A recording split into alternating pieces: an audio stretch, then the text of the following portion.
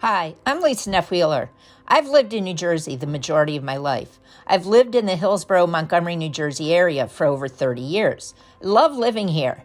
The area has maintained its country feel while having the conveniences of a more urban area. I look forward to sharing why I love the area and the local businesses.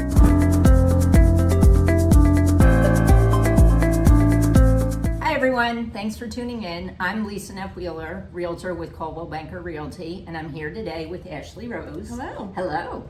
Ashley is the owner of Mission Cognition. She has an office here in Hillsborough as well as Metuchen. And Mission Cognition focuses on providing social skills instruction for children with autism, ADHD, and other related disabilities, as well as she provides professional service training for schools and other agencies, and she also provides and hosts online learning curriculum. So I've been looking forward to this interview today to learn more about you and also the service you provide. So how have you been? I've been doing great. I'm so excited to chat with you and kind of share a little bit more about what we do here, but that was a great summary. Thank you. So why don't you start with describing what your organization does? Sure. So I've sort of started to transform us into a social emotional behavioral wellness center. We started off with kind of branding as social skills development, but I want to be really cautious in making sure people understand the mission is not to teach etiquette or what these perfect social skills are, because let's be real, nobody has perfect social skills, right? We're all like awkward. And so I wanted to focus more on acceptance and neurodiversity affirming practices so that kids who maybe are feeling excluded, left out or different in their school placements or other activities they participate in, that they know they come here and they're accepted 100% for who they are. So what we do is we do an initial assessment, we see where areas of strength and need are, and then for that individual, what is getting in the way of them achieving certain goals? Certainly looks different for our preschoolers compared to our young adults. Our preschoolers are learning to play and tolerate peers in their space. Our young adults are going for their first job interviews or their first dates. So really just a highly individualized service to help our participants reach their goals and build real meaningful relationships with themselves and others. That's a great mission. I mean, I feel proud of it. So I'm happy to share and I appreciate that. It's hard. I have a 13-year-old and a 10-year-old, and my 13-year-old is going through the angst of teenagehood. So what you're doing is wonderful. And I'm an adult with ADHD who went through school undiagnosed. I was in trouble all the time. No one really knew how to punish me because I didn't really care about outside things. We're so internally driven. And I thought, I know I'm smart, but why am I in trouble all the time? So the more I learned about myself, the more equipped I also felt to support the kids I see here. Lots of mini-me's. I have lots of mini-me's that come in here, yeah.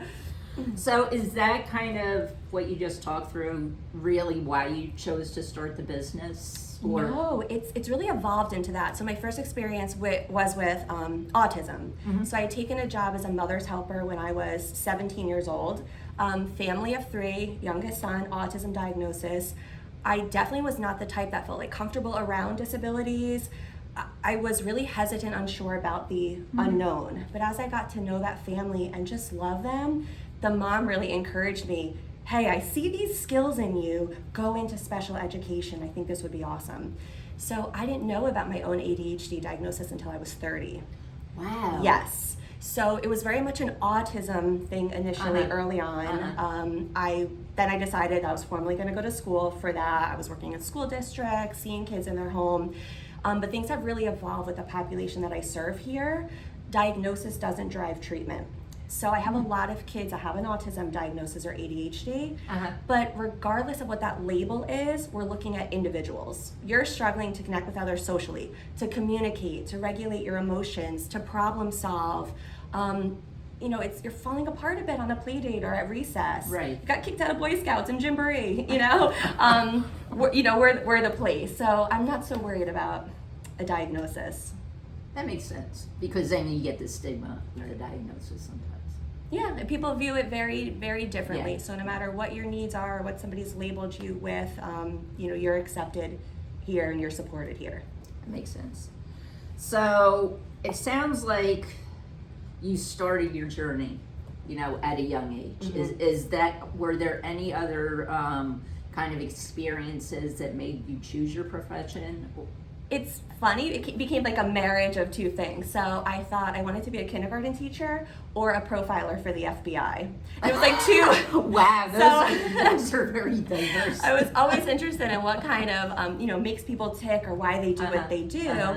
And then I learned, like, I can analyze behavior and learn the science of teaching. So if we look at everything as a behavior, what we say, what we do, there's things you can do to increase that or decrease that. So it's really cool how it kind of came together, merged my two interests to become, a business, but also something I'm so fulfilled by. That's awesome. Yeah, because a lot of people just sometimes go through the motions and they're not fulfilled by their job. Yeah. So that's awesome that you're. And I did it backwards. I got to do the real hands-on stuff first, and then I went to school to learn what things are really called, and you read about this in the textbook, and I've been doing that for 5 years. So yeah, I'm in my 20th year now this year. That's awesome. Yeah, I've been 10 years running the center, so it's a pretty exciting year. It is, because I mean, when you look at small businesses that start, and I mean, you weathered a pandemic. You weathered all the joy of, Ida and all that angst that everyone went through. And I mean, to do that for as long as you've had to do it, that's you just awesome. keep evolving. You just have to pivot, and evolve. Telehealth, doing virtual social skills groups was a whole different animal, but we figured it out, and then we trained other people around the world to do it. It was just such an awesome experience. I was so fearful that we were going to lose everything I'd worked for. And, I thought that can't happen. The kids need to be connected to others. We have to figure out how to do this. That's wonderful. So,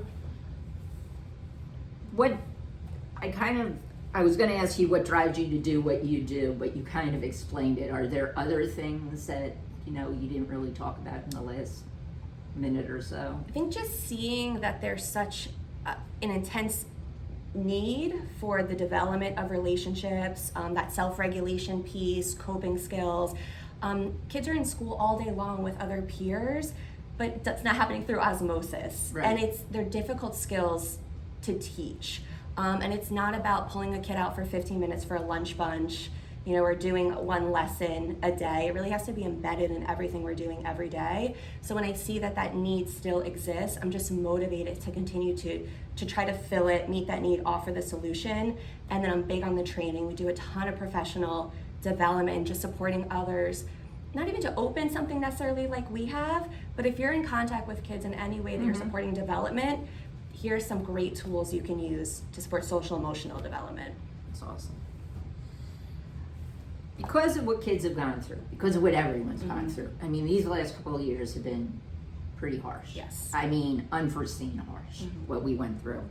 Are you seeing the demand for your services increase?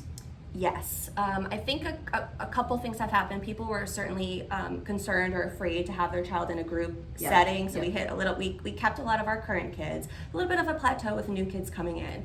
Once things started to open up, we just got slammed. Especially within like the 8, 9, 10-year-old range.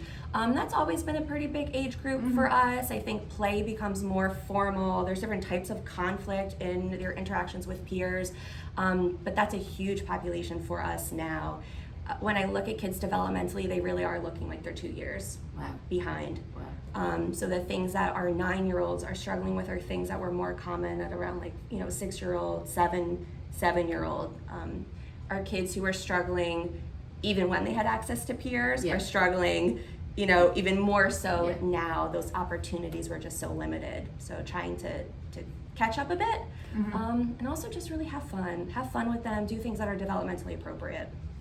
Is the referral source for your business parents or the schools?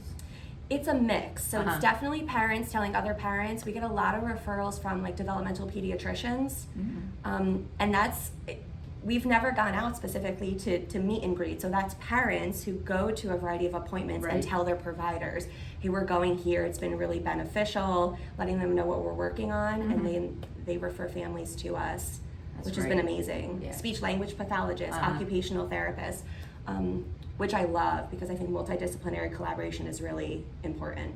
So a variety of referral sources. That's good. So what is something most people don't know about your business? I think locally that we exist. It's a fair point. It's really interesting. So we exist. I've lived in Hillsborough 22 years. Yes, so I don't do a lot of marketing or advertising because we tend to be full. We do carry a wait list, but I try to open up new groups and get kids in pretty quickly. But we have families traveling from out of state, upwards of an hour to come, and I'd really love for the local community to know that I'm a resource here. Teachers, if you're in daycare settings or preschools and you would benefit from some training on, addressing challenging behavior, or if you serve students, if you serve a neurodiverse population, how to support those learners. I'm huge on giving back to the community, so reach out to me. I will come out happy to do a pro bono training for local schools. I would really welcome that opportunity. So just, hey neighbors, we're here. You're not the first person who said that. What are your greatest challenges that you're facing right now? Right now, I would say having enough instructors to meet the needs. So we were averaging probably about 3 new applications a week for kids to participate. I say kids, but we have preschoolers through young adults, so for potential participants. And I see kids that'll come in, there'll be a great group, and I don't have enough instructors to run the group. So definitely hiring. Looking for people who have an interest in special education, maybe background psychology, speech and language pathology, occupational therapy, but really just someone who's interested in making a difference, in the lives of kids, humans, are open to feedback, training, and are just really passionate about that. I definitely hire for personality, and the ability to grow and develop. The clinical skill set can come later. Yeah, you're not the first person when I asked that question, who said they can't hire anyone. They can't find people. And I don't want kids sitting on a wait list for, a year, let alone I don't want them on there for 2 months. Yeah. Especially when I see a group of kids where I'm like, you would be so great together, but we're a fairly small team, and just logistically, we can't meet all those needs without the extra support. What's your staff size now? We're 6 right now. We run, I want to say 9. We run 9 groups, a combination of on-site and virtual. Is there anything I didn't ask you which you felt I should have? That you can share more about your organization to the community? I guess talking a little bit more about what the service delivery model actually looks like. That would be great to understand. Yeah, so one of the things I'm most proud of is how individualized the service is. So we run multiple social groups, preschool through young adult. No group ever looks the same. Gotcha. So there's no cookie cutter groups where we're just putting kids into it. We're looking at the groups, the profile, area, age, areas of strength and need, interests and preferences, forming best fit groups, and then structuring the routine and the activities we do to meet those specific needs. Everything is research-based, so it's not like a guessing game or something I think would be just interesting. It's all research-based, but heavily driven by those interests and those preferences. I want the kids, our participants, to want to be here. And one of my, I think, most important sources of data is how many kids run in. So we do, curbside drop-off pickup, and I open that door and I see the kids jumping out of the cars and running in, so excited to be here. Or I have to call them, 5 times to leave. Because they're like, well, can I come back tomorrow? And I can't tell you how full that just makes my heart. Whether or not we teach them anything else, they feel like they belong here, and they look forward to seeing us. And I love that. That's great. Yeah, it's awesome. So Ashley, thanks for your time today. Thank you. I really appreciate it. It was nice getting to know more about you and your business. Thank you. And to our audience, thanks for watching. Once again, I'm Lisa Neff-Wheeler with Coldwell Banker Realty. If you have a business or know someone that would like their business featured, please don't hesitate to contact me at 732-267-1414. 1204. Take care, have a great day, and see you on the next episode.